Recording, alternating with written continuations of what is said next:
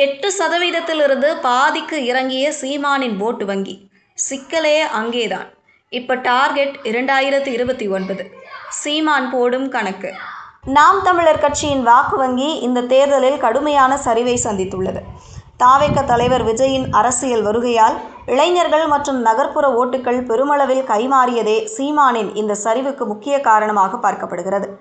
இந்த இக்கட்டான சூழலிலும் சற்றும் தளராமல் வரும் 2029 நாடாளுமன்ற தேர்தலை இலக்காக கொண்டு தனித்து போட்டி என்ற அதிரடி நம்பிக்கையுடன் சீமான் அடுத்த ஆட்டத்தை தொடங்கியுள்ளார்.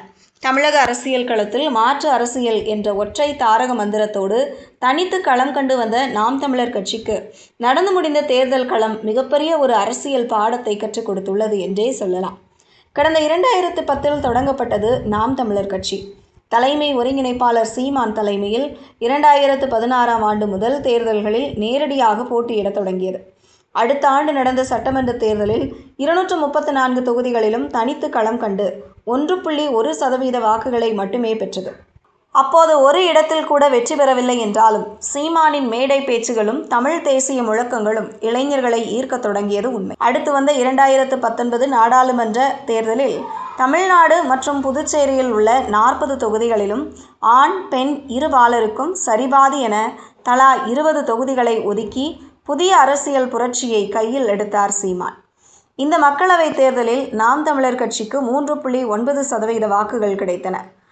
முதலாக களம் கண்ட அமமுக 5.5% வாக்குகளையும் மக்கள் நீதி மய்யம் 3.7% வாக்குகளையும் பெற்ற நிலையில் நாம் தமிழர் கட்சி தனது வாக்கு வங்கியை கணிசமாக உயர்த்த தொடங்கி அனைவரின் கவனத்தையும் ஈர்த்தது.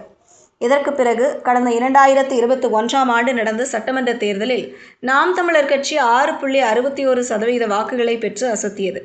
சுமார் 170க்கும் மேற்பட்ட தொகுதிகளில் 3வது இடத்தை பிடிக்கும் அளவுக்கு வாக்குகளை அள்ளியதோடு திமுக, அதிமுக ஆகிய பாரம்பரிய கட்சிகளுக்கு அடுத்தபடியாக அதிக வாக்குகளை பெற்ற 3வது பெரிய கட்சியாக உருவெடுத்து சர்ப்ரைஸ் தந்திருந்தது. தொடர்ந்து 2024 நாடாளுமன்ற தேர்தல் முடிவுகளும் அக்கட்சியினருக்கு பெரும் உற்சாகத்தை தந்தது. மொத்தம் 32 லட்சத்திற்கும் அதிகமான வாக்குகளை பெற்று 8.1% வாக்கு விகிதத்துடன் மாநில கட்சி என்ற அங்கீகாரத்தை தேர்தல் ஆணையத்திடம் இருந்து எட்டியது நாம் தமிழர் கட்சி. ஆனால் மக்களே எஜமானர்கள் என்ற கோட்பாட்டுடன் கூட்டணி இல்லாமல் 234 தொகுதிகளிலும் தனித்து போட்டியிட்ட இந்த தேர்தலில் நாம் தமிழர் கட்சிக்கு கடுமையான சரிவு ஏற்பட்டுள்ளது. தோல்வி ஒருபுறம் இருந்தாலும் இதுவரை ஒவ்வொரு தேர்தலிலும் ஏறுமுகமாக இருந்த வாக்கு சதவீதம் இந்த முறை பாதியாக குறைந்து போய்விட்டது. 2021 6.6%, 2024 8.2% என இருந்த இந்த வாக்கு வங்கி இந்த தேர்தலில் வெறும் 4% சுருங்கிவிட்டது. 234 தொகுதிகளிலுமே 4 முனை போட்டியில் 4வது இடத்திற்கு நாம் தமிழர் கட்சி தள்ளப்பட்டதோடு காரைக்குடி தொகுதியில் போட்டியிட்ட அக்கட்சியின் தலைமை ஒருங்கிணைப்பாளர் சீமானும் 4வது இடத்தையே பெற்றுள்ளார். இந்த அதிர்ச்சியான வாக்கு சரிவுக்கு தமிழக வெற்றிக்கழக தலைவர் விஜயின் அரசியல் வருகையே மிக முக்கியமான காரணமாக பார்க்கப்படுகிறது. இதுநாள் வரை சீமானின் உணர்ச்சிகரமான பேச்சுகளுக்கு ஆதரவாக இருந்த இளைஞர்கள், பெண்கள் மற்றும் புதிய வாக்காளர்கள் பலர் விஜய் மீது நம்பிக்கையால் தாவேகவை மாற்று சக்தியாக ஏற்றுக்கொண்டுள்ளனர். குறிப்பாக நகர்ப்புறங்களில் தாவேக ஈர்த்த சுமார் 42% வாக்குகள் நாம் தமிழர் கட்சியின் ஒட்டுமொத்த வெற்றி வாய்ப்பையும் வாக்கு வங்கியையும் அதிகமாகவே டேமேஜ் செய்துவிட்டதாக சொல்கிறார்கள். அது மட்டுமல்ல, சித்தாந்தத்தை மட்டுமே அடிப்படையாக கொண்ட அரசியலை விட நட்சத்திர அந்தஸ்து மற்றும் ஆளுமை சார்ந்த ஈர்ப்பு இளைஞர்களை எளிதில் கவர்ந்து விட்டதாக அரசியல் விமர்சகர்கள் கருதுகின்றனர். வரும் 2029 நாடாளுமன்ற தேர்தலிலும் நாம் தமிழர் கட்சி யாருடனும் கூட்டணி வைக்காமல் தனித்தே போட்டியிடும் என்றும் இந்த தேர்தலில் இழந்த வாக்குகளை விட கூடுதலான வாக்குகளை பெற்று மீண்டும் எழுச்சி பெறுவோம் என்றும் சீமான் இன்று உறுதியளித்துள்ளார்.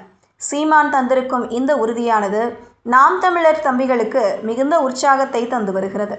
காரணம், அரசியலில் எப்போதுமே தேக்கம் என்பது நிலையாக இருந்ததில்லை. கொள்கை பிடிப்பு மற்றும் தனித்து போட்டி போன்ற தனித்துவமான பாதை நாம் தமிழர் கட்சிக்கு ஒரு அடையாளத்தை தந்தது உண்மைதான் என்றால், மாறிவரும் டிஜிட்டல் அரசியல் சூழலில் வெறும் உணர்ச்சிபூர்வமான பேச்சுக்கள் மட்டுமே வாக்கு வங்கியை நிரந்தரமாக தக்க வைக்க உதவாது என்பதை இந்த தேர்தல் முடிவுகள் உணர்த்திவிட்டு போயுள்ளன. புதிய அரசியல் சக்திகளின் வரவும் அவர்களின் சமூக ஊடக தாக்கமும் இளைஞர்களின் முன்னுரிமைகளை மாற்றியமைக்கும் போது அதற்கு ஈடு கொடுக்கும் வகையில் கட்சியின் கள வியூகங்களை மாற்றியமைக்க வேண்டிய நெருக்கடி சீமானுக்கு இன்று ஏற்பட்டுள்ளது. தோல்விகளில் இருந்து பாடம் கற்றுக்கொண்டு தாவேக்க போன்ற புதிய சவால்களை முறியடிக்க வேண்டுமானால் நாம் தமிழர் கட்சி தனது உட்கட்டமைப்பை பலப்படுத்த வேண்டும். வெறும் தேர்தல் கால பிரச்சாரமாக இல்லாமல் மக்கள் எதிர்கொள்ளும் அன்றாட பிரச்சனைகளில் தொடர்ந்து களத்தில் நின்று போராடுவதன் மூலமே இழந்த வாக்கு சதவீதத்தை மீட்டெடுக்க முடியும். 2029 தேர்தலுக்கான சீமானின் இந்த அதிரடி நம்பிக்கையும் பிடிவாதமான தனித்து போட்டி முடிவும் அக்கட்சியை மீண்டும் 3வது பெரிய சக்தியாக உயர்த்துமா அல்லது தற்போதைய 4வது இடத்திலேயே தேங்க வைக்குமா என்பது தெரியவில்லை. பொறுத்திருந்து பார்ப்போம்.